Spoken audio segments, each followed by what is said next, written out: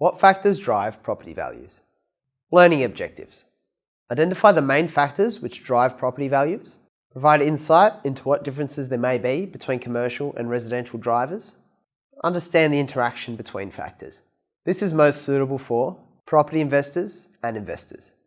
There are many direct and indirect factors that affect the rise and fall of property values, and investors and owner-occupiers empower their decision-making by having a basic understanding of what these drivers are.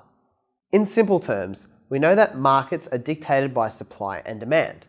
Lots of demand means more competition, and a property's availability can also regulate the level of competition. Land appreciates over time as there is a finite amount of it in existence, and no more of it is being made. Yet population grows over time, meaning more people compete for the same amount of space. Meanwhile, dwellings on this land tend to depreciate over time and actually decrease in their value. So what are these factors that impact supply and demand? Dwelling approvals.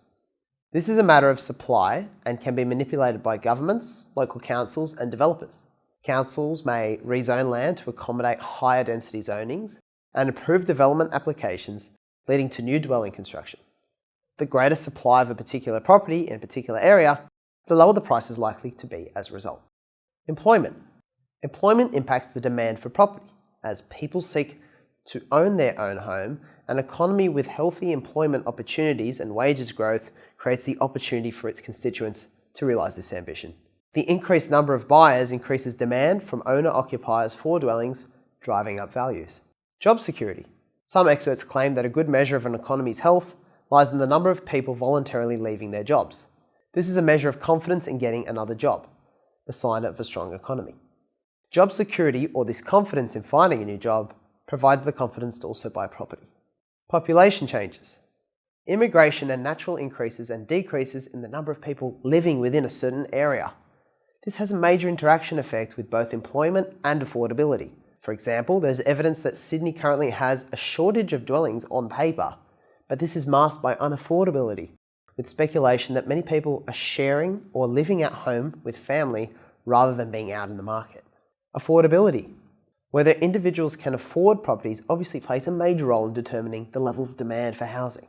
This is currently a topic of considerable controversy in Sydney. Infrastructure. Like future development, infrastructure can have a positive or negative impact on property values depending on how disruptive any works might be. In general though, improved public infrastructure in an area is an effort by government to drive more industry in the locality and is normally the catalyst for more jobs in the area and an amenity to service these new residents. Lifestyle and local amenities. Schools in particular have a major impact on demand in particular areas and cut-offs. This was recent controversy over in Brisbane State High School, with the proposed change in catchment conditions seeing a major drop in the values of excluded homes, some reported to be up to $50,000. Other factors include local amenity, which makes living in a particular area appealing, like local cafes and restaurants. Government's incentives. These may include incentives for first home buyers, certain types of investors that make it more or less appealing to buy particular properties.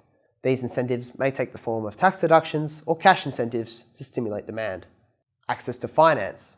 Being able to borrow money is obviously very often taken for granted as a means of getting into property with much more ease and much earlier. Regulations over loan-to-value ratios and deposit amounts determine the ability for large sections of the population to buy or not. Interest rates. Very often heard about in public forums, the rate of interest can be a deterrent or incentive to borrow money and therefore make purchases. Low interest rates mean that borrowing money is relatively cheap, meaning more people are likely to lend and buy properties. High interest rates obviously have the opposite effect, but on both indications, the lending and buying behaviour will depend on that sentiment in the market. Media influence. As our society becomes more and more globalised, media reaches more and more people and can more easily sway sentiment.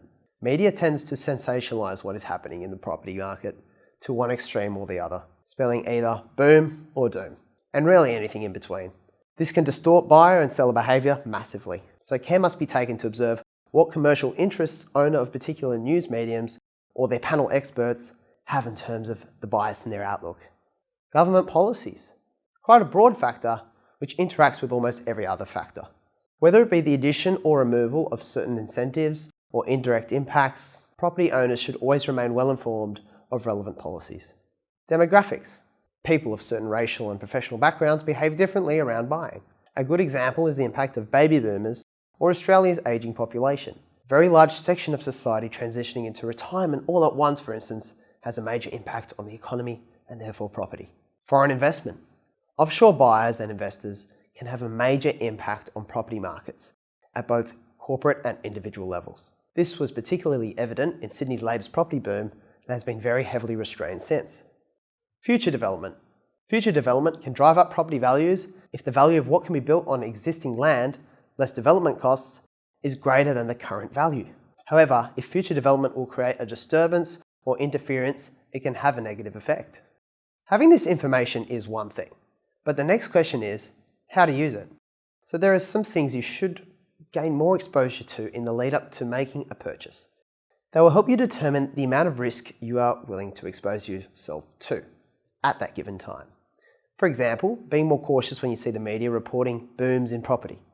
You know that that's going to encourage other people to get into the market, which will mean more demand, and therefore a higher buy-in price. If you then see poor markers of economic health, like worrying unemployment rates and job security, this might be a red flag, and you'd probably choose to avoid buying.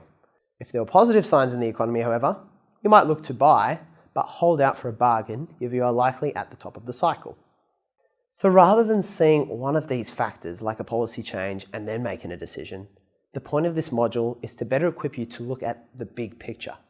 This involves looking at the interaction of these things and determining how it is relevant to you and your circumstances. If it is hard to do this on your own, think about talking to property advisors or others who have a strong grasp of the market.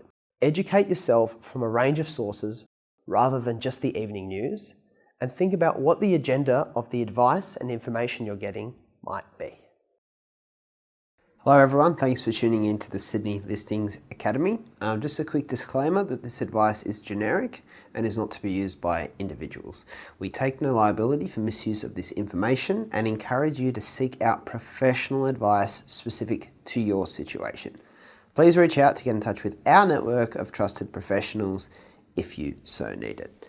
And just before you take off, just a quick note, obviously we're working on something with the Sydney Listings Academy to help educate people about the potential in property, finance and investing. So if you want to support the Sydney Listings Academy, please share the content with friends, family and followers if you have them.